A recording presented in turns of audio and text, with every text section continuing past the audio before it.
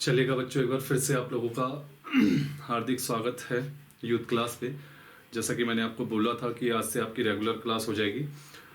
तो सोमवार मंगलवार मैंने आपका दिन रखा था इकोनॉमी का, है ना, और बुधवार जो था ज्योग्राफी का जो बचा हुआ था, शुक्र और शनि को मैंने आपका क्या किया था जो जिला सीरीज चल रही थी, है ना, उसी क्रम में अर्थशास्त्र देखिएगा लास्ट मैंने जो पढ़ाया था। अब उससे आगे है आर्थिक नियोजन। ठीक है, आर्थिक नियोजन बहुत इंपॉर्टेंट है, याद रखिएगा, यहां से क्वेश्चन बनते हैं। आर्थिक नियोजन, ठीक है, जैसे ही आपकी नेशनल इनकम, जीडीपी, ये सब टॉपिक खत्म हो जाता है तो उसके जस्ट रिसेंटली आपका आर्थिक नियोजन जो है वो भारत में शुरू हो जाता है। ठीक है, तो देखिएगा आर्थिक नियोजन जो था भारत में, जब नेशनल मूवमेंट, जब राष्ट्रीय आंदोलन चल रहा था, तो उसी दौरान जो है राष्ट्रीय नियोजन को लेके भारत के जो खासकर कांग्रेस के जो लोग थे और जो कुछ अच्छे अर्थशास्त्री थे, इन लोगों ने भारत में नियोजन को लेके 1934 के बाद जो है हलचल करना शुरू कर दिया था। अब यहाँ पे समझिएगा कि नियोजन का मतलब क्या होता है। आर्थिक का मतलब तो आपको समझ में आ रहा। नियोजन का मतलब क्या होता है कि वर्तमान जो परिस्थितियां हैं इनको ध्यान में रखते हुए भविष्य के लिए लक्ष्यों की प्राप्ति करना। समझ में आना, नियोजन का अर्थ क्या होता है, जो वर्तमान परिस्थितियां होती है, ठीक है, अब वर्तमान कंडीशन जो होती है, वर्तमान परिस्थितियों को ध्यान में रखते हुए वर्तमान के लिए लक्ष्यों की प्राप्ति करना। भविष्य के लिए, इसका मीनिंग क्या होता है, वर्तमान परिस्थितियों को ध्यान में रखते हुए वर्तमान परिस्थितियों को ध्यान में रखते हुए भविष्य के लिए लक्ष्यों की प्राप्ति करना। समझ में आना, लक्ष्यों की प्राप्ति करना। अब इसी पे आपका लगभग पूरा नियोजन जो है वो समाहित है। इसी नियोजन में हम आगे चलेंगे तो पंचवर्षीय योजनाएं पढ़ेंगे। पूरा ही जो पंचवर्षीय योजना जो कॉन्सेप्ट है वो इस नियोजन पे डिपेंड है। तो आप लोग समझ सकते हैं कि नियोजन कितना इंपॉर्टेंट है भारत में। तो नियोजन का मतलब क्या होता है कि जो वर्तमान परिस्थितियों को ध्यान में रखते हुए भविष्य के लिए लक्ष्यों की प्राप्ति करना। ठीक है, तो यही आपने देखा होगा इकोनॉमी सर्वे में, जीडीपी में, ये सब चलता है। जैसे जीडीपी की इस साल रिपोर्ट आती है तो हाँ, मोदी गवर्नमेंट या जो भी हमारे वित्त मंत्री होते हैं वो कहते हैं ना कि इस साल जीडीपी में इतना ग्रोथ हुआ, और वर्तमान परिस्थितियों को ध्यान में रखते हुए भविष्य के लिए हम जो जीडीपी का है 9% लक्ष्य प्राप्ति का क्या कर रहे हैं, एक पैरामीटर सेट कर रहे हैं। तो वो जो पूरा डिपेंड है वो सब आर्थिक नियोजन पे है। आया समझ में इतना? ठीक है, अब देखिएगा कि आर्थिक नियोजन, इतना समझ में आना आर्थिक नियोजन क्या है। देखिएगा आर्थिक नियोजन क्या है बच्चों। सबसे पहले भारत में आर्थिक नियोजन शब्द का जो उजागर होता है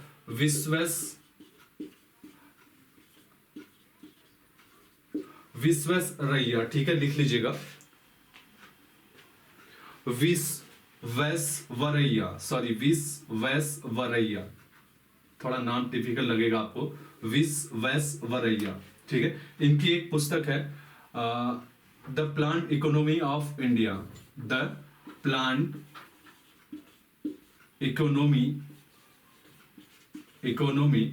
of India, the plant economy of India, ठीक है, जो भारत के लिए है उसके लिए इकोनॉमी का प्लान करना। ठीक है, तो इनकी ये बुक जो है 1934 में प्रकाशित होती है, याद रखिएगा।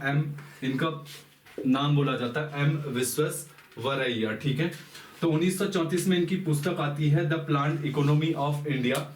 तो इस पुस्तक में, ठीक है, ये भारत के लिए अब जो नियोजन है वो किस तरीके से होगा और भारत में नियोजन में किन किन बॉडी की भूमिका होगी, इस बुक के माध्यम से जो है पहली बार प्रस्तुत करते हैं। समझ में आया ना? तो इसमें ये कहते हैं कि भारत में देखिएगा 80 से 90% उस दौरान 80 से 90% लोग लगभग एग्रीकल्चर की ओर है। इतना तो कंफर्म है कि भारत को पहले एग्रीकल्चर सेक्टर को लेते हुए उद्योगों को लेना पड़ेगा। तो इस बुक में इन्होंने ज्यादा जो फोकस किया था वो एग्रीकल्चर सेक्टर को किया था, साथ ही उद्योगों को भी किया था, लेकिन उतना टारगेट नहीं किया था जितना एग्रीकल्चर को किया था। साथ ही इन्होंने कहा था कि इस पूरे नियोजन के लिए सरकार की भूमिका जो है वो बहुत अहम होगी। सरकार के बिना ये जो नियोजन है, यानी कि ये भारत के लिए जो आर्थिक नियोजन है वो संभव नहीं हो पाया। तो यहां से पहली बार भारत में जो आर्थिक नियोजन है उसमें सरकार की भूमिका के बारे में जो स्पष्टता है वो इस बुक के माध्यम से मिलती है। साथ ही देखिएगा जो आर्थिक नियोजन 3 सूची है आपकी, संघ सूची, राज्य सूची, समवर्ती सूची। संघ सूची सीधे सेंट्रल गवर्नमेंट के अंडर में रहती है, राज्य सूची राज्य गवर्नमेंट के अंडर में रहती है, और समवर्ती सूची राज्य और आपका जो संघ है दोनों के अंडर में रहती है। तो आर्थिक नियोजन जो है याद रखिएगा वो समवर्ती सूची का जो है पार्ट है, ठीक है, समवर्ती सूची में उसको रखा गया है। इसके बाद देखिएगा आगे चल के फिक्की आपने सुना होगा, फिक्की FICCI, फिक्की, ठीक है, फेडरल इंडियन, ठीक है, चैम्बर कॉरपोरेशन ऑफ इंडस्ट्री, ठीक है, federal Indian corporation, sorry federal Indian chamber corporation industry. समझ में आना। फिक्की की फुल फॉर्म याद रखिएगा, कई बार पूछा जाता है। फिक्की जो है वो भी नियोजन से संबंधित है, आर्थिक से संबंधित है। फिक्की ने जो है भारत में आर्थिक नियोजन को लेके भी अपने कुछ राय दी थी, ठीक है, आर्थिक नियोजन को लेके भारत में अपनी जो है कुछ राय रखी थी, ये इंपॉर्टेंट है, याद रखिएगा। इसी के साथ देखिएगा फिक्की की स्थापना 1927 में हुई थी और फिक्की को स्टेबल करने की सलाह महात्मा गांधी ने दी थी। ये बहुत इंपॉर्टेंट क्वेश्चन है, हर क्वेश्चन स्टार मार वाला है। महात्मा गांधी ने दी थी, ठीक है। घनश्याम दास बिड़ला, घनश्याम दास बिड़ला इसके फाउंडर थे, ठीक है। और दूसरा परिपूर्णा, लिख लीजिएगा, घनश्याम दास बिड़ला और पुरुषोत्तम, सॉरी परिपूर्णा नहीं, पुरुषोत्तम, पुरुषोत्तम, ये जो 2 व्यक्ति कौन थे?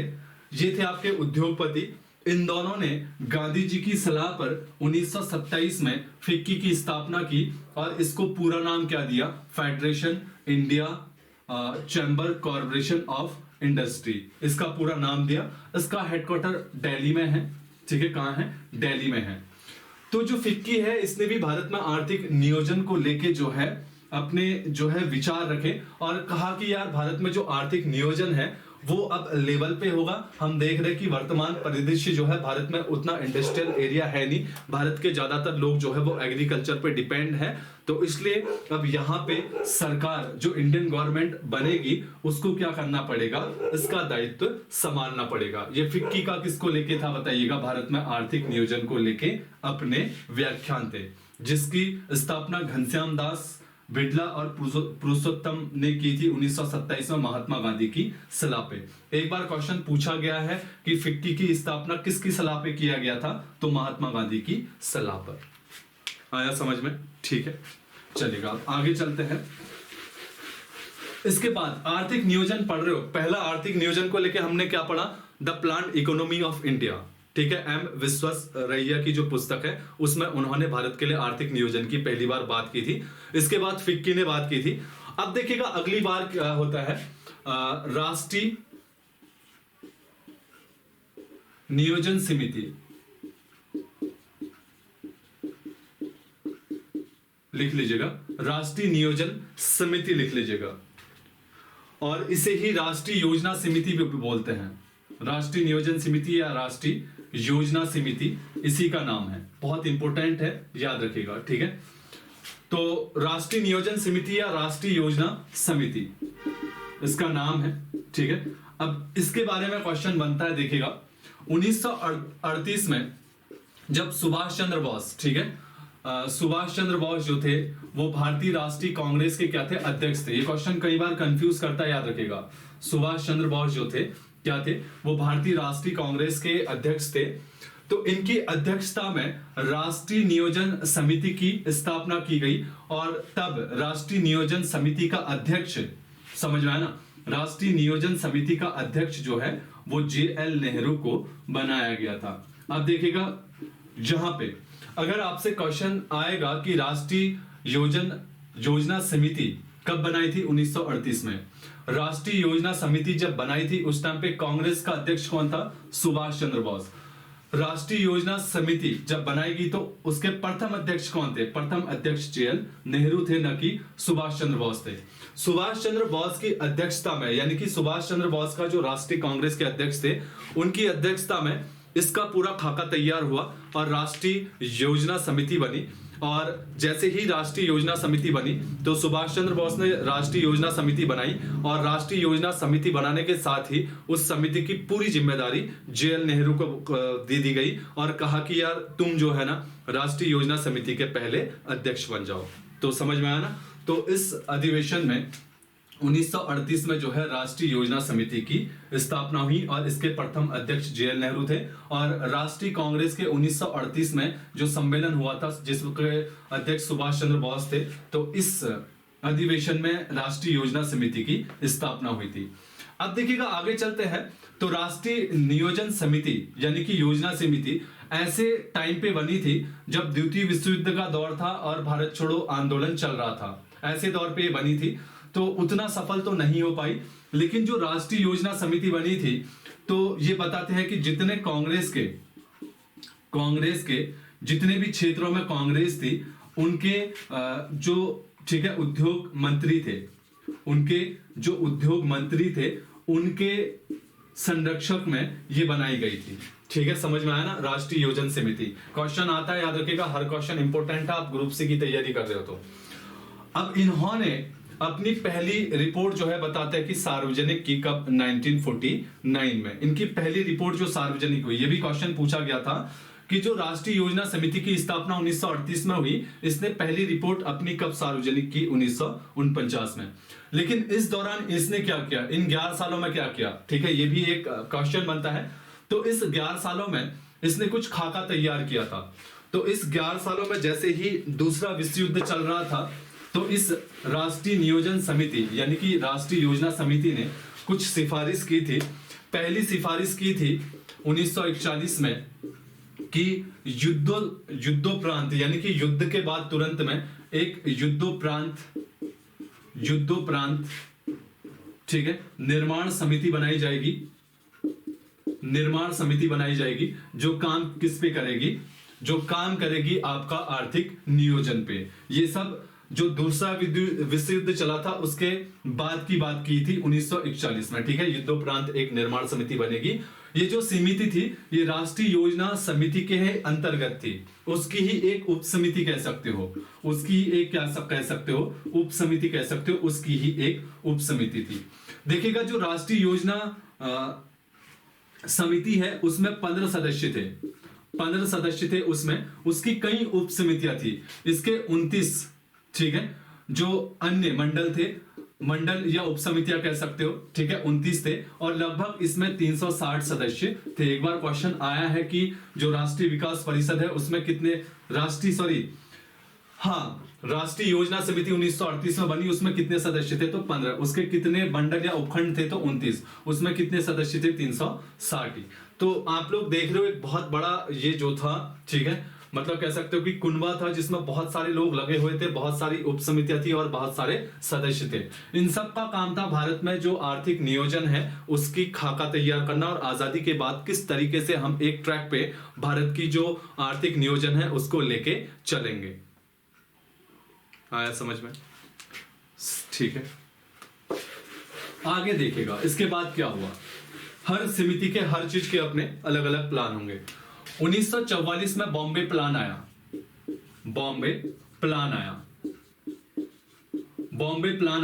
इसको 8 उद्योगपतियों द्वारा पेश किया गया था, जिसमें बिड़ला अगर वगैरह लोग थे। तो 8 उद्योगपतियों द्वारा 1944 में भारत के लिए बॉम्बे प्लान तैयार किया गया। आपसे क्वेश्चन बन सकता है कि बॉम्बे प्लान का रिलेट या किससे संबंध है? तो भारत में आर्थिक नियोजन से। याद रखिएगा बॉम्बे प्लान का जो संबंध है वो भारत में आर्थिक नियोजन से है। याद रखिएगा, कई बार क्वेश्चन बन चुका है। ठीक है, 8 उद्योगपति थे। अब आप लोग बोलोगे कि इसने ज्यादातर पूंजीपतियों को ही जो है एप्रिसिएट किया होगा। ऐसा कुछ नहीं था। इन 8 उद्योगपति ने बॉम्बे प्लान तैयार किया और कहा कि हम भारत की सारी समस्याएं जानते हैं, यहाँ पे पूंजीवादी कॉन्सेप्ट लेके तो भारत में जो है अर्थ का अनर्थ हो जाएगा, क्योंकि हम जानते हैं कि भारत की जो ज्यादातर पॉपुलेशन है वो अशिक्षित है और ज्यादातर लोग जो है एग्रीकल्चर पे डिपेंड हैं। तो इसलिए हम यहाँ पे ज्यादा पूंजीपतियों को प्रमोट नहीं कर सकते हैं। आप ऐसा करें, यहाँ पे एग्रीकल्चर और पूंजीपतियों को क्या है साथ लेके चले, ये बॉम्बे प्लान ने कहा था। आया समझ में? आर्थिक नियोजन चलना, एक एक करके हेडिंग बनाते जाइएगा, ठीक है। अब देखिएगा गांधीवादी योजना आती है, गांधीवादी योजना, हेडिंग बनाइएगा गांधीवादी योजना। पूछा जा सकता है गांधीवादी योजना, ठीक है। नारायण अग्रवाल द्वारा ये कॉन्सेप्ट दिया जाता है 1944 में। तो गांधीवादी योजना को जो पेश किया और इसका जो खाका तैयार किया और इसको जो बनाया वो बनाया था नारायण अग्रवाल द्वारा। गांधीवादी तो एक विचारधारा है, याद रखेगा। गांधी का पर्टिकुलर नहीं कह सकते, वादी मतलब विचार, ये एक विचारधारा है, याद रखेगा, ठीक है। तो नारायण अग्रवाल जो थे 1944 में गांधीवादी योजना को भारतीय नियोजन में शामिल करना चाहते थे और इन्होंने पहली बार भारतीय नियोजन में विकेंद्रीकरण की बात की थी। विकेंद्रीकरण की बात की थी। विकेंद्रीकरण मतलब इन्होंने कहा था कि भारत में जो नियोजन बनेगा, जो आर्थिक नियोजन बनेगा, उसमें हर किसी की भूमिका होनी चाहिए। सिर्फ किसी स्पेशल पूंजीपति या किसी स्पेशल नेता का हाथ नहीं होना चाहिए। इसको लेके सभी चले और सभी जनता तक जो है इसका विकेंद्रीकरण यानी कि लाभ पहुंचे। ये था गांधीवादी योजना, ठीक है, लिख लीजिएगा।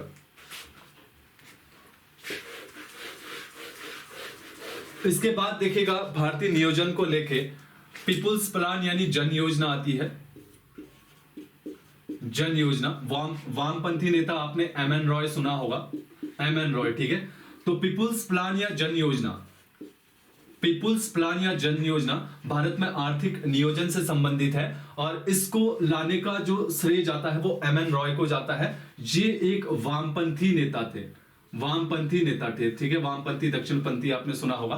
तो ये एक वामपंथी नेता थे और इन्होंने जन योजना यानी कि पीपुल प्लान्स का जो है एक प्रकार से कह सकते हो कि इसको जनरेट किया था और इसके माध्यम से भारतीय नियोजन जो होगा, भारतीय आर्थिक नियोजन को लेके अपनी विचारधारा प्रस्तुत की थी, लिख लीजिएगा।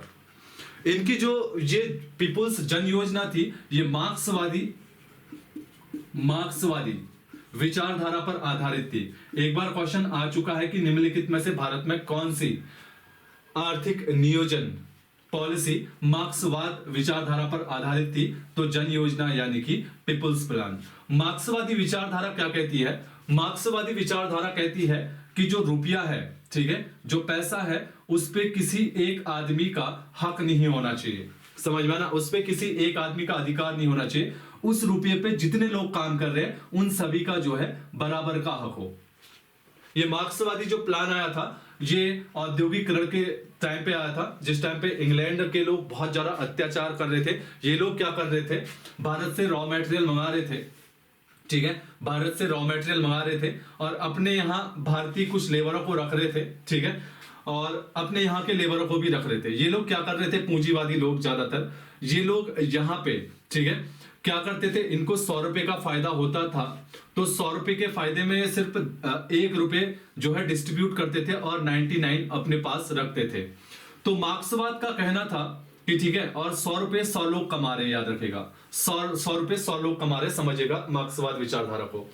तो मार्क्सवाद विचारधारा कहती है कि इससे जो है वर्ग संघर्ष आता है, यानी कि जन संघर्ष जो है इसी से आता है, लोगों का स्ट्रगल यहीं से शुरू होता है। क्योंकि जब 100 लोग किसी काम पे लग रहे हैं और वो 100 रुपए कमा रहे हैं, तो अगर इस 100 रुपए को 100 लोगों में बांटा जाए तो बराबर की स्थिति आ जाएगी। इससे लोगों में भी जो होगी वो क्या होगी? हीन भावना नहीं होगी।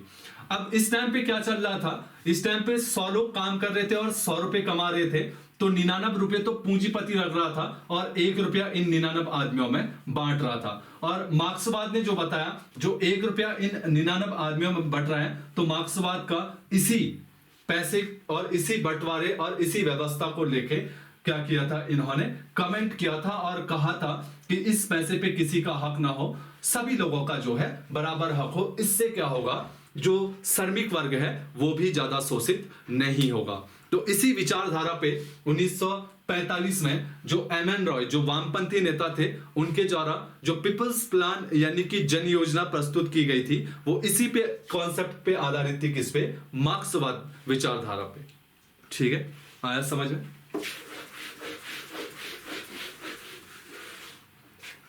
आगे लिखिएगा सर्वोदय योजना। सर्वोदय योजना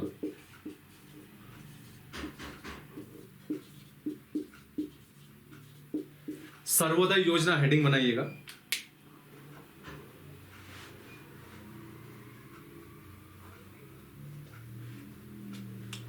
ठीक है, सर्वोदय योजना 1950 में भारत में पेश हुई थी और ये जेपी नारायण यानी जयप्रकाश नारायण द्वारा प्रस्तुत की गई। जयप्रकाश नारायण द्वारा।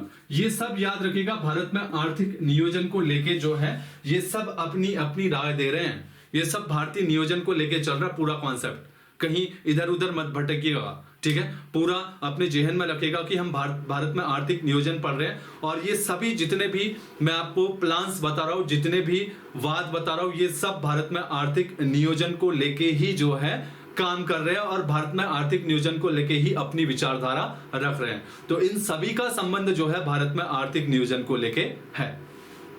आई बात समझ में? तो जयप्रकाश नारायण द्वारा 1950 में सर्वोदय योजना जो है इसको पेश किया गया था। सर्वोदय योजना का मतलब था सबके लिए और सबका विकास, सबके लिए और सबका विकास, सबका विकास, सबके लिए और सबका विकास सर्वोदय योजना का जो था मेन एजेंडा था। तो इन्होंने जो गांधी जी के रचनात्मक और ट्रस्टीशिप पे आधारित थी ये योजना। तो ट्रस्टीशिप जो कॉन्सेप्ट दिया था वो गांधी जी ने दिया था। ट्रस्टीशिप के हमें एक अच्छे उदाहरण में दूं तो वही वाली बात है मार्क्सवाद वाली। ट्रस्टीशिप का मतलब होता है कि समाज की कोई भी चीज जो है वो बराबर व्यक्तियों में बंटनी चाहिए, किसी एक व्यक्ति का उस पे जो है अधिकार नहीं होना चाहिए, किसी एक वर्ग का उस पे अधिकार नहीं होना चाहिए, सभी का समान हक होना चाहिए। ये ट्रस्टीशिप सिद्धांत था और ये किसने दिया था? ये दिया था गांधी जी ने। और सीधे गांधी जी का ट्रस्टीशिप सिद्धांत उठाया था जेपी नारायण ने किस योजना में? सर्वोदय योजना में। तो सर्वोदय योजना तो जयप्रकाश नारायण ने जो है बनाई थी और 1950 में पेश की थी, लेकिन इस पे जो है इन्होंने ट्रस्टीशिप जोड़ दिया था। तो डेफिनेटली सर्वोदय योजना पे भी गांधीवाद विचारधारा जो थी उससे प्रभावित था। तो गांधी जी का कहना था कि भारत की जो आत्मा है वो गांव में बसती है, भारत की आत्मा जो है वो गांव में बसती है। पहले गांव का विकास करो तब जाके क्या होगा बताइएगा? शहरों का विकास होगा। इसके अपोजिट में था जेएल नेहरू का विचार। इसके अपोजिट में था जेएल नेहरू का क्या विचारधारा। सपोज करिएगा, बहुत अच्छे एग्जांपल में मैं आपको बता रहा हूं, ये एक पेड़ है, ठीक है, ये एक पेड़ है और इस पे टहनियां आई हैं। तो जो जेएल नेहरू था उनका विचार था कि इस पूरे पेड़ में ही पानी डाल दिया जाए, इस पूरे ही पेड़ में पानी डाल दिया जाए, जिससे सभी लोग जो है, मतलब ये लोग है, समझ रहे हो, सभी को जो है फायदा हो। लेकिन गांधी जी का कहना था कि जड़ को पानी दो, ठीक है, जड़ को पानी दो, पेड़ तो अपने आप खिलेगा और पत्ते अपने आप खिलेंगे। हो सकता है कि कभी कभी जो आप पूरा पानी डाल रहे हो वो जड़ तक ना पहुंचे। तो जेएल नेहरू का कहने का मतलब ये था कि जो औद्योगिकरण है, समझ रहे हो, इनका कहना था कि जो औद्योगिकरण है एक बड़े शहर में स्थापित कर दिया जाए, और क्योंकि जो गांव के लोग हैं वो बड़े शहरों की ओर मूवमेंट होते हैं, ठीक है। तो अगर हम गांव के नजदीक में जो एक बड़ा शहर है वहां पे औद्योगिकरण लगते हैं तो गांव के सभी लोग यहाँ पे आ जाएंगे और काम करेंगे। तो गांधी जी कहते थे कि प्रत्येक गांव में, ठीक है, उनको औद्योगिकरण कुटीर उद्योग और लघु उद्योग से जोड़ा जाए, कुटीर और लघु उद्योग से जोड़ा जाए, जिससे लोग जो है वो क्या हो, अपने रोजगार के लिए बाहर की ओर पलायन ना करे, जिससे गांव के लोग ही जो है अपने आप में सेल्फ डिपेंडेंट हो। तो गांधी जी की यही थी क्या गांधीवाद विचारधारा जो इकोनॉमी को लेके थी। इन्हीं विचारधाराओं को लेके जेएल नेहरू और गांधी जी के बीच में कई बार विवाद हो जाता था, ठीक है। तो ये जितनी भी आपने चीजें पढ़ी भारत में आर्थिक नियोजन को लेके, भारत में क्या आर्थिक नियोजन को लेके, भारत में आर्थिक नियोजन हमारा टॉपिक पढ़ रहा है। ये पढ़ते पढ़ते हम किस में चलेंगे बताइएगा? ये पढ़ते पढ़ते हम पंचवर्षीय योजना को भी इसमें कवर करने वाले हैं पूरा का पूरा, ठीक है। तो भारतीय आर्थिक नियोजन को लेकर पहला स्टेप 1934 में उठाया गया था एम विश्वेश्वरैया द्वारा, किस पुस्तक के माध्यम से? The planned economy in India, ठीक है, इन इंडिया। लिखते रहिएगा आप शॉर्ट में। दूसरा जो है 1938 में, ठीक है, कांग्रेस समिति की, कांग्रेस के सम्मेलन में स्थापित हुई राष्ट्रीय योजना समिति, राष्ट्रीय योजना समिति ने रखा था राष्ट्रीय योजना समिति। इसका अध्यक्ष कौन था? जेएल नेहरू। इसके बाद अगला प्लान जो लगा 1944 में बॉम्बे प्लान, बॉम्बे प्लान जो 8 उद्योगपतियों द्वारा रखा गया था। इसी के साथ 1944 में गांधीवादी विचारधारा, गांधीवादी योजना जो नारायण अग्रवाल द्वारा पेश की गई थी, ठीक है, गांधीवादी योजना। इसके बाद ही 1945 में पीपुल्स प्लान यानी कि जन योजना, जन योजना एमएन रॉय द्वारा रखी गई थी, ठीक है।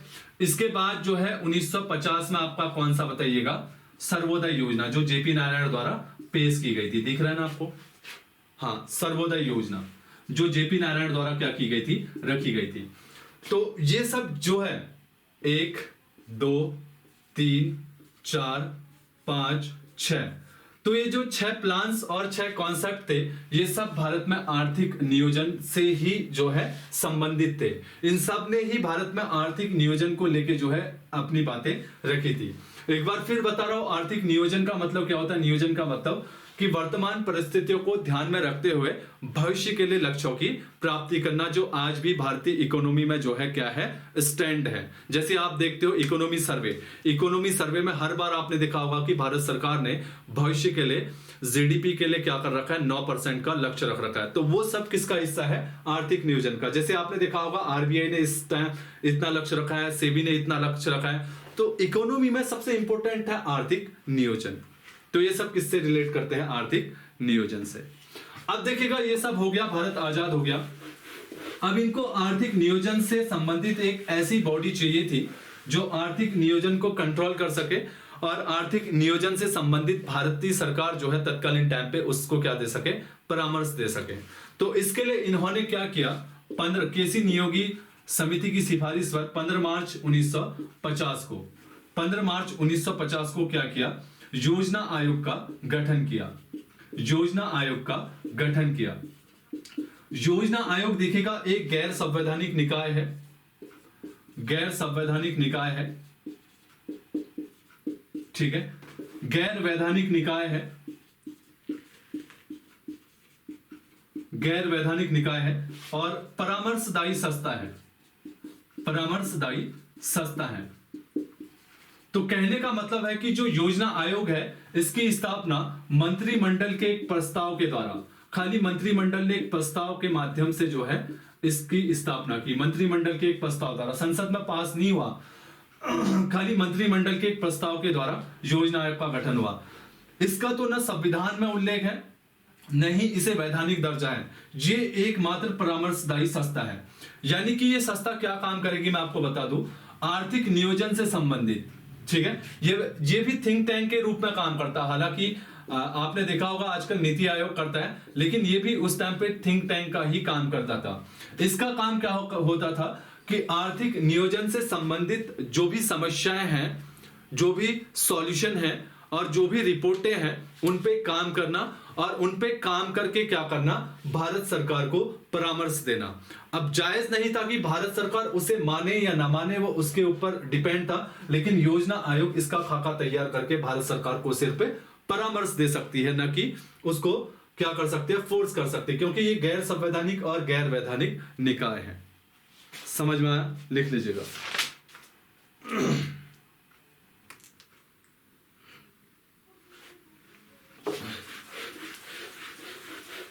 इसमें देखिएगा सदस्य कौन कौन होता है। अब तो खत्म हो गया।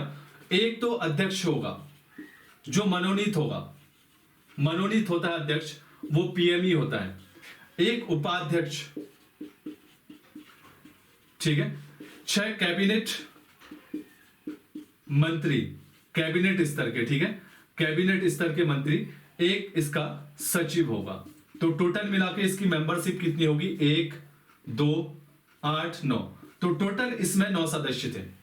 ठीक है, अब 1950 में इसकी स्थापना हुई, और 1950 में इसकी स्थापना हुई। तत्कालीन टाइम पे आपने देखा होगा बहुत से ऐसे राज्य थे जहां पे कांग्रेस नहीं थी, हालांकि ज्यादातर स्टेटों में कांग्रेस थी।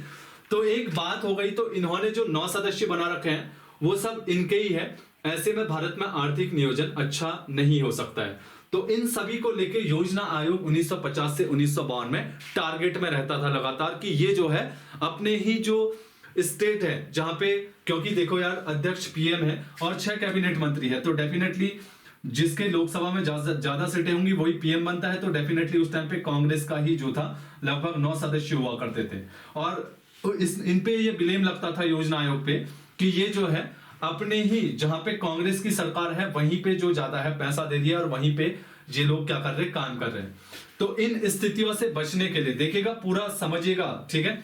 तो इन स्थितियों बचने के लिए 6 अगस्त 1952 को क्या कर दिया गया, एनडीसी यानी कि नेशनल डेवलपमेंट काउंसिलिंग राष्ट्रीय विकास परिषद की स्थापना की, राष्ट्रीय विकास परिषद की स्थापना की। इन सब से बचने के लिए समझेगा पूरे कॉन्सेप्ट को। उसमें 9 ही सदस्य थे, वो लगातार घेरों में आ रहा था कि 9 ही सदस्य कम है और सभी एक ही थाली के चट्टे बट्टे हैं। तो इन सब बचने के लिए जवाहरलाल नेहरू द्वारा और उनके जो अधिकतर थिंक टैंक थे उनके द्वारा 6 अगस्त 1952 को एनडीसी की स्थापना कर दी, राष्ट्रीय विकास परिषद की।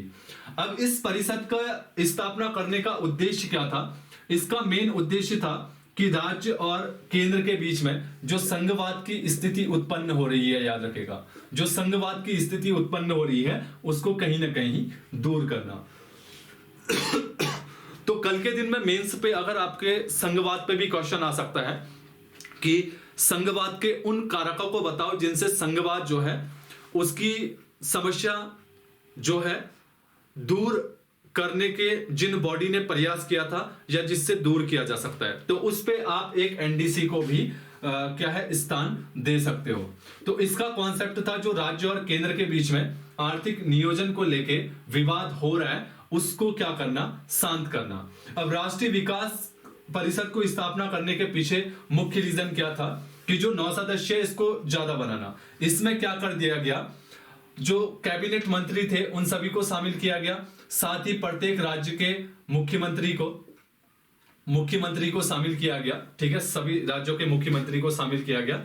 साथ ही इसमें क्या कर दिया गया, जो दिल्ली के उपराज्यपाल है और गवर्नर है उनको भी इसमें शामिल करना। हालांकि गवर्नर को उतनी प्रेफरेंस नहीं दी गई, फिर भी कहा गया कि जहां पे मुख्यमंत्री की भूमिका नहीं है वहां पे उपराज्यपाल या प्रशासक जो भी है वो इसमें भाग ले सकते हैं। अब देखिएगा एनडीसी का विस्तार हो गया, एक तो कैबिनेट मंत्री जो होंगे वो आ जाएंगे, ठीक है, और दूसरा सभी राज्यों के सीएम आ जाएंगे, और जिन राज्यों में सीएम नहीं है, प्रशासक है और उपराज्यपाल है वो इसमें शामिल होंगे। तो ये एक अब एनडीसी बड़ा जो है क्या हो गया बताइएगा, बड़ा जो है एक मतलब कह सकते हो कि बड़ी सदस्य टीम हो गई। ये 9 सदस्य थी तो मान के चलेगा कि ये 35 सदस्य होगी और सभी राज्यों के मुख्यमंत्री इसमें शामिल है। अब देखिएगा काम क्या है, योजना आयोग खाका बनाता था। अब योजना आयोग में तो 9 ही सदस्य थे, तो योजना आयोग खाका बनाता था तो अंतिम रूप से उसे एनडीसी पास करती है। उसका रीजन देखेगा क्यों, क्योंकि योजना आयोग में 9 सदस्य है तो ज्यादातर मुख्यमंत्रियों का कहना है कि ये 9 सदस्य जो है अपने हिसाब से और अपने स्टेट के जो मंत्री होते हैं या अपने स्टेट के जो इनकी सरकार होती है वहां के लिए ही ज्यादा प्रॉफिट का काम करती है। इसलिए जवाहरलाल नेहरू ने समझा कि जो योजना आयोग में प्रस्ताव है उसको अंतिम रूप से हम एनडीसी में पास करेंगे। क्यों? क्योंकि एनडीसी में देखिएगा सभी राज्यों के मुख्यमंत्री और जिन राज्यों में मुख्यमंत्री नहीं है वहां के उपराज्यपाल और प्रशासक शामिल है। तो ऐसी स्थिति में जो योजना आयोग ने सिफारिश कर रखी है, ये सिफारिश ठीक है किसको लेके है, आर्थिक नियोजन को लेके कि ऐसा करो ऐसा करो। तो इसको हम एनडीसी में सभी के सामने रखेंगे और सभी के सामने रखकर पढ़ेंगे और उनको पढ़ाएंगे। अगर कुछ मिस्टेक होती है, किसी राज्य को नहीं मिलता है, तो ऐसी स्थिति में वहां का जो सीएम है वो उसमें क्या कर सकता है, बोल मतलब उसमें विवाद कर सकता है, और विवाद ज्यादा हो तो जो योजना आयोग द्वारा खाका बनाया गया है उसको हम चेंज भी कर सकते हैं। और ऐसी स्थिति में क्या होगी, जो संघवाद की स्थिति होगी, जो केंद्र और राज्य के बीच में कम्युनिकेशन गैप है उसमें भी कमी आएगी। क्यों? क्योंकि योजना आयोग 1950 से 1952 तक जब पास करता था तो इसीलिए ये विवादों में आता था कि ये जो बना रहा है अपने कांग्रेस शासित प्रदेशों के लिए और उन्हीं के लिए ज्यादा जो है प्रॉफिट दे रहा है, जो कांग्रेस शासित राज्य नहीं है उनके लिए प्रॉफिट नहीं कर रहा है। समझ में आया? तो इसलिए इन्होंने 6 अगस्त 1952 को एनडीसी बनाया, और इसका रीजन ही था क्या करना, जो योजना आयोग द्वारा जो भी भारत के लिए आर्थिक प्रॉफिट या आर्थिक बैलेंस करने के लिए जो भी इन्होंने सिफारिश की है उसको एनडीसी के सामने पेश करना। क्योंकि आप समझ रहे हो, क्योंकि एनडीसी में क्या है, मुख्यमंत्री है, गवर्नर, उपराज्यपाल है और प्रशासक है, तो यहां पे जो है ज्यादा सदस्य है। अब किसी राज्य के लिए हो सकता है कि कोई चीज बेनिफिट वाली नहीं हो तो वो राज्य क्या करेगा, वहां पे उससे उस राज्य का मुख्यमंत्री विवाद उत्पन्न करेगा। ऐसे में जो योजना आयोग के अध्यक्ष, एनडीसी के अध्यक्ष, यहां देखिएगा गेम कितना खतरनाक है, जो योजना आयोग का अध्यक्ष होगा वो ही एनडीसी का अध्यक्ष होगा, वो ही क्या होगा, एनडीसी का अध्यक्ष होगा। यानी कि जवाहरलाल नेहरू योजना आयोग के भी अध्यक्ष थे और राष्ट्रीय विकास परिषद के, तो इनके हाथों में ही दोनों कमान थी। तो इन्होंने यहां पे थोड़ी बुद्धि का प्रयोग करते हुए इसका जो एनडीसी का है इनका विंग जो है ज्यादा बना दिया, और विवाद की मतलब विवाद उत्पन्न होने पे एनडीसी पे क्या किया, उसको ही वहां पे समाधान करके कुछ समाधान के साथ फिर उसको पास करना। इस प्रकार से इसीलिए कहा जाता है कि जो राष्ट्रीय विकास परिषद है वो अंतिम मोहर लगाएगी, तब जाके योजना आयोग की जो भी सिफारिश है उसको मान्यता मिलेगी। इसीलिए बोला जाता है। कई बार सरदर्द भी हो जाता है ना, चलेगा कोई बात नहीं। समझ में आया इतना? लिखते भी रहिएगा क्योंकि यहां पे मैं तो आपको ऑफलाइन करवाता नहीं हूं, है ना। तो अब देखिएगा जो एनडीसी है, राष्ट्रीय विकास परिषद है, इसका क्वेश्चन आया भी था। इसकी गाइडलाइन है कि आपने 1967 में प्रशासनिक आयोग सुना होगा, प्रथम प्रशासनिक आयोग का गठन हुआ था, प्रथम प्रशासनिक आयोग का गठन हुआ था। तो 1967 में जब प्रथम प्रशासनिक आयोग का गठन हुआ था तो उसने एनडीसी में थोड़ा कुछ चेंजेस करने के लिए भी क्या दिए, अपने जो है सलाह दी थी, ठीक है। साथ ही एनडीसी के लिए कहा गया कि प्रत्येक साल में इसकी एक बैठक कराना जरूरी है, प्रत्येक साल में 2 नहीं, प्रत्येक साल में 1 बैठक। ये क्वेश्चन आया भी था आपके पीसीएस प्री में, तो इसलिए इसकी जो एनडीसी की बैठक होती है वो प्रत्येक साल में क्या होती है, 1 बार होती है, याद रखिएगा, ठीक है। आया समझ में? तो ये रहा आपका भारत में आर्थिक नियोजन, ठीक है। और देखिएगा जो एनडीसी की स्थापना हुई 6 अगस्त 1900, यहां देखिएगा 2 चीजें दिखा रहा, 2 डेट दिखा रहा हूं आपका, ठीक है। भारत में जो प्रथम पंचवर्षीय योजना लागू हुई वो 1 अप्रैल 1951 से लागू हुई, ये डेट, ठीक है। और भारत में योजना आयोग की स्थापना 15 मार्च 1950 को हुई, और भारत में एनडीसी की स्थापना 6 अगस्त 1952 को हुई। तो याद रखिएगा जो योजना आयोग का स्थापना हो चुकी है वो प्रथम पंचवर्षीय योजना से पहले हो चुकी थी, लेकिन जो राष्ट्रीय विकास परिषद की स्थापना है वो कब हुई, प्रथम पंचवर्षीय योजना के ही दौरान हुई। कई बार इस टाइप के क्वेश्चन आपसे पूछ लेता है लगे हाथों। तो आया समझ में? ठीक है, कंटिन्यू चलेंगे। हम आप क्या बताऊं, मैं अपनी कंडीशन तो बता ही नहीं सकता हूं, ठीक है, क्योंकि मुझे सुबह के लिए भी मेहनत करनी पड़ती है ऑफलाइन। अभी फिर तुम्हारे लिए अपलोड करूंगा, फिर सुबह का कंटेंट तैयार करूंगा, फिर सुबह क्लास पढ़ानी है, फिर शाम को आना आपके लिए कंटेंट तैयार करना है। लेकिन कोई बात नहीं, मैं लगा रहूंगा आप लोगों के लिए, ठीक है। मेरे लिए आप प्रथम है, ठीक है। हालांकि ऐसा कुछ नहीं, मैं 10 से 4 बजे अपना काम करता ही करता हूँ, उसको नहीं छोड़ सकता हूँ 10 से 4 के बीच में, ठीक है। बाकी 4 से जो एक्स्ट्रा टाइम बचता है और सुबह जो एक्स्ट्रा टाइम बचता है वो मैं आप में स्पेंड करता हूँ। हालांकि बहुत सारा हेडेक हो जाता है मुझे कि कैसे मैनेज करूंगा, क्या करूंगा, है ना, लेकिन फिर भी मैनेज कर लेता हूँ। और शायद व्यवस्था में जो है आ चुके हैं। कल मैंने क्लास दी थी, आज दूसरी दी है, ठीक है। तो इसको बढ़िया से पढ़िएगा, इकोनॉमी जहां पे छोड़ी थी वहीं से कंटिन्यू करिएगा, ये बहुत काम आएंगे, यहाँ से क्वेश्चन बन सकते हैं। और तरीके से समझिएगा कि किस तरीके से मैंने आपको चीजें बता रखी है। तो इन चीजों को पढ़ना जरूरी है, देखिएगा बेसिक है, ठीक है। धीरे धीरे जब पेपर होगा तो उस टाइम पे मैं आपको जो है रिविजन क्लास जो है, मतलब वो कहते हैं ना बम्पर रिविजन क्लास, वो मैं करवा दूंगा, उसकी टेंशन न लें।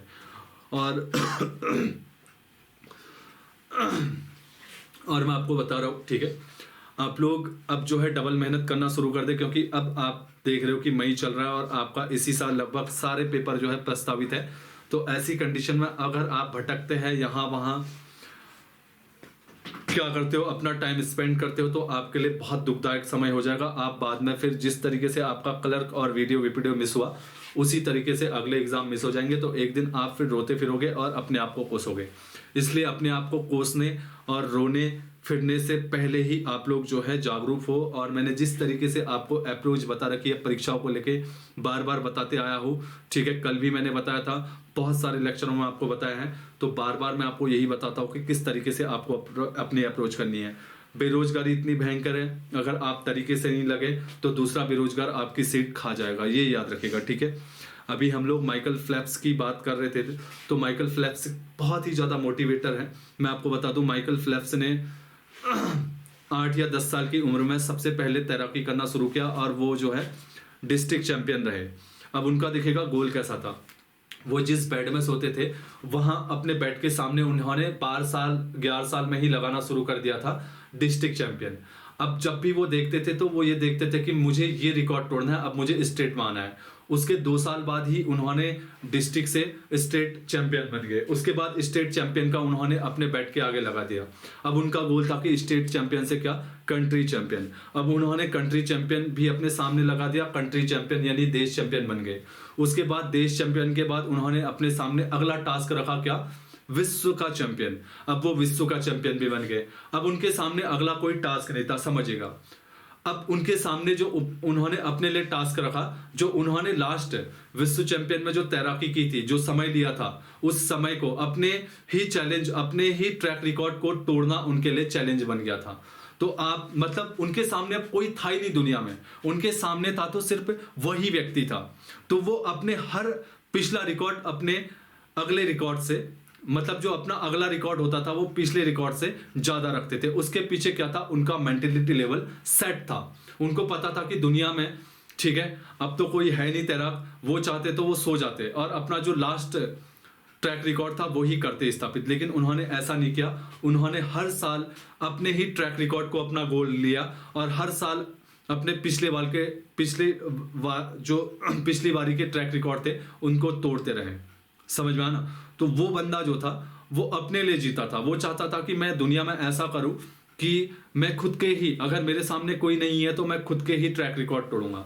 तो आपको भी यही करना है, आपको एक क्लियर गोल लगना है, ठीक है, कि आपको जो है टॉपर बनना है, ठीक है। अगर टॉपर बनना है तो आप टॉप हो गए हैं, तो इस बार आपके जो टॉपर के नंबर है, अब आपके लिए चैलेंज है कि अब वही नंबर आप अगली बार जो है उससे ज्यादा लाएं। तो ये अपने आप के लिए माइकल फेल्प्स का एक उदाहरण ले सकते हो, वो बंदा किस लेवल का होगा। तो क्लियर गोल रखेगा। क्लियर गोल में ये होता है कि हाँ, आपको पता होना चाहिए कि क्या पढ़ना है, कैसे पढ़ना है, किस तरीके से रणनीति करनी है। तो मैं आपको एक उदाहरण बताऊं, सभी लोग पैसा कमाना चाहते हैं, ठीक है, सभी लोग पैसा कमाना चाहते हैं। हर किसी को पता है कि मैं पैसा कमाना चाहता हूं, लेकिन 90% आदमियों के पास पूछोगे तो बस वो ये कहेंगे कि हमें कमाना ही है बस। उनके पास कोई गोल या एक्शन या कोई विजन नहीं होगा, कोई उनके पास ठोस प्लान नहीं होगा जिसपे काम करके पैसा कमाया जा सकता है। बस उनके पास ये होगा कि पैसा कमाया जा सकता है। अगर आपको वैसा ही बनना है तो एक दिन वो लोग पछताते हैं। वो 10% आदमी बनिएगा जिनको पैसा कमाना है, लेकिन अपने गोल्स में काम करके, क्योंकि उन्होंने अपने पीछे क्या कर रखे हैं, एक्शन प्लान जो है बना रखे हैं, उनको इंप्लीमेंट करना है उन्हें। तो उन्हें इंप्लीमेंट करने के दौरान ही क्या करना है, उन्हें अमीर बनना है। तो इसी प्रकार से सिलेक्शन का भी होता है। आपको सिर्फ सिलेक्शन लेना है। जिस प्रकार से आज का ग्रुप सी का छात्र हर कोई तैयारी करता है, वो यही कहता है कि मुझे सिलेक्शन लेना है, लेकिन उसके पास एक ठोस एक्शन, ठोस प्लान और ठोस रणनीति और एक क्लियर गोल का अभाव रहता है। क्या पढ़ना है, कैसे पढ़ना है, क्या अप्रोच होनी चाहिए, किन किताबों को सोर्स लेना चाहिए, किस हद तक मुझे मेहनत करनी चाहिए, अगर मैं कमजोर हूं तो मुझे क्या अप्रोच करना चाहिए कि मैं धीरे धीरे इस सब्जेक्ट में या इस टॉपिक में मजबूत हो जाऊं। तो ये सब चीजें धीरे धीरे करिएगा और उम्मीद है कि धीरे धीरे आप लोग क्या करेंगे, एक दिन सफल जरूर होंगे। देखिएगा सफलता निश्चित होती है, लेकिन उसके लिए अगर आपकी मेहनत जो है सही अप्रोच पे हो और बिल्कुल ईमानदारी से आपकी मेहनत हो। मैंने आपको बार बार कहा है और आज भी कह रहा हूँ, अपनी मेहनत पे फोकस करें। टाइम कम है, समय को बचाए, ठीक है। अगर आपका सिलेक्शन आज नहीं होता है तो कल आपका साथ देने वाला कोई भी नहीं होगा, कोई नहीं होगा आपका साथ देने वाला। आप जिनको आज अपना साथी समझ रहे हो, कल वही, ठीक है, आपका साथ छोड़ के चले जाएंगे, क्योंकि एज ऐसी होती है जवानी की जहाँ पे आप स्मार्ट हो, अच्छे कपड़े पहनते हो, आपके पास अभी फैमिली बैकग्राउंड हल्का अच्छा है तो आपका समर्थन हर कोई करेगा। लेकिन थोड़ा फैमिली बैकग्राउंड डगमगाया और आपकी स्थिति कमजोर हुई तो वही लोग जो आप आज आपके पीछे आते हैं, वही लोग आज कल के दिन में आपकी 4 बातें दूसरों से करेंगे। कल तक देखो इसकी ये हरकतें थी, ये हरकतें थी, इसकी वजह से देखो आज ऐसा हो गया। तो ये सब चीजें जो है, ये समाज है, यहाँ हर प्रकार के लोग मिलते हैं और हर प्रकार की बुराइयां मिलती है। तो इसलिए जो है आप अपने आपको शांत रखें और बंद कमरे में अपनी तैयारी करें। बंद कमरा बहुत इंपॉर्टेंट है, वो बंद ही रहना चाहिए जब तक सिलेक्शन ना हो। ठीक है, 4 दीवारी हो, आप हो, आपका गोल हो, आपका क्लियर हो। हर दिन अपने लिए एक टारगेट सेट कर दे अपने बैठ के आगे, और हर दिन का टारगेट जो है पिछले दिन से अगले दिन का टारगेट बेहतर हो, माइकल फेल्प्स की तरह। ठीक है, तो इसी के साथ चलेगा। आप लोगों को शुभ रात्रि, और आशा करता हूँ कि आप लोग जो हैं अच्छे से पढ़ेंगे और जो भी मैं गाइड कर रहा हूँ उसको तरीके से समझेंगे। ठीक है, चलेगा। शुभ रात्रि।